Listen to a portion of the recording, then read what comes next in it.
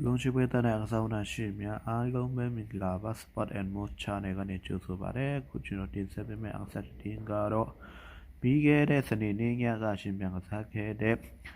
အင်္ဂလန်အင်အားချင်းကလပ်ဖြစ်တဲ့ Manchester United အသင်းနဲ့စပိန်အင်အားချင်းကလပ်အသင်းဖြစ်တဲ့ Atletico Madrid အသင်းရဲ့ပွဲစဉ်မှာ Manchester United အသင်းက Atletico Madrid အသင်းကို2-0ဆိုတဲ့နဲ့အနိုင်ရရှိပြီးဒီခြေစမ်းပွဲမှာအတင်းချင်းအတင်းတွေ့ဆုံတဲ့ပွဲစဉ်တစ်ပွဲဖြစ်ပါတယ်။မယူအတင်းကို2-0နဲ့ရှုံးနေခဲ့ပြီးနောက်ပွဲပြီးမှာAtleticoနီးပြဒီကိုရှီမီနီယပြောကြားချက်ကိုကျွန်တော်တင်ဆက်ပေးချင်ပါတယ်။တင်းထောက်ရဲ့မြေမြန်ချက်ကတော့ဒီကိုရဲ့ရှုံးနေခဲ့ပေမဲ့ဒီတင်းရပွဲစဉ်မှာခမရအတွက်အထင်ရှားဆုံးတတိပြုမိတာကဘာဖြစ်မလဲကိုတင်းထောက်ကမေးမြန်းခဲ့ပါတယ်။Atletico Madrid နေပြဒီကိုရှီမီနီကအခုကိုပဲပြန်ဖြေချတာတွေ့ရပါတယ်။ကျွန်တော်အမှန်အတိုင်းပဲပွင့်ရင်းပြောရရင်ရလက်ကိုခဏမေးထားနီးဗျူဟာတွေနဲ့ကစားသမားတွေကိုတော့ဖိထားလိုက်ပါ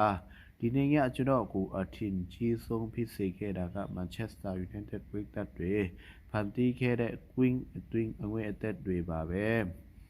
ပွဲစတင်တဲ့ဝီစီမုတ်တန်ကနေပွဲပြီးဆုံးချိန်အထိဒူတို့တချင်းဆိုအားပေးတာလုံးဝမရိုက်ခဲ့ကြပါဘူးသူတို့ကအတန်ကျေကုန်တယ်စစ်ထက်တန်ကြပြီးမိနစ်တိုင်းမှာ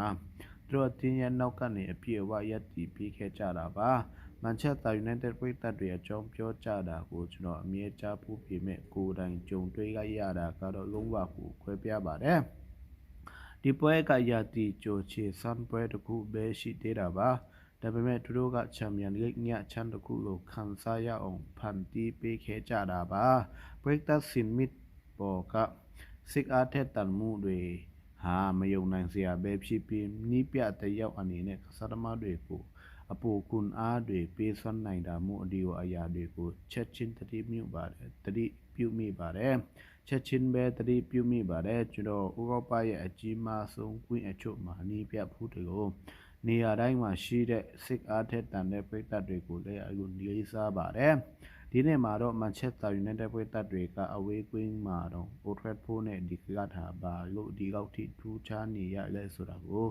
ကိုတိုင်းကိုပြန်လည်အမှတ်ရရှိခဲ့ပါတယ်ဒီနေ့အသက်ချီချူးကုန်ပြုမှုတွေဟာ Manchester United ပရိသတ်တွေနဲ့ပဲထိုက်တန်ပါတယ်သူတို့ကပွဲစကတဲ့ကပွဲပြီးဆုံးတဲ့အချိန်ထိသူတို့အသင်းကိုပတ်ပိုးပေးခဲ့ကြပြီးဘောလုံးဖြတ်ထုတ်မှုပြန်လည်လူယူမှုနဲ့တိုက်စစ်ဆင်မှုအတိုင်းအတွက်အားပေးကုန်ပြုခဲ့ကြတာပါဒီကိုအားပေးမှုမျိုးကပွဲရဲ့အရှင်ဟုန်ကိုတော့ပြောင်းလဲပြနိုင်ပါတယ်ကစားသမားတွေကကွင်းထဲမှာပွဲအနိုင်ရအောင်ကစားခဲ့ကြတာမှန်ပေမဲ့ပရိသတ်တွေကလည်းသူတို့ရဲ့အခန်းကဏ္ဍကနေပေါ်ဝင်ခဲ့ကြတာပါသူက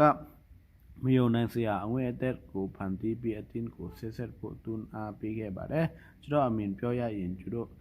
တို့ Manchester United အသင်းဟာကမ္ဘာဘောလုံးလောကမှာအကောင်းဆုံးပရိသတ်တွေထဲကအပါအဝင်ဖြစ်ပြီးဒီနေ့ညမှာမန်ယူအသင်းဟာကမ္ဘာဘောလုံးလောက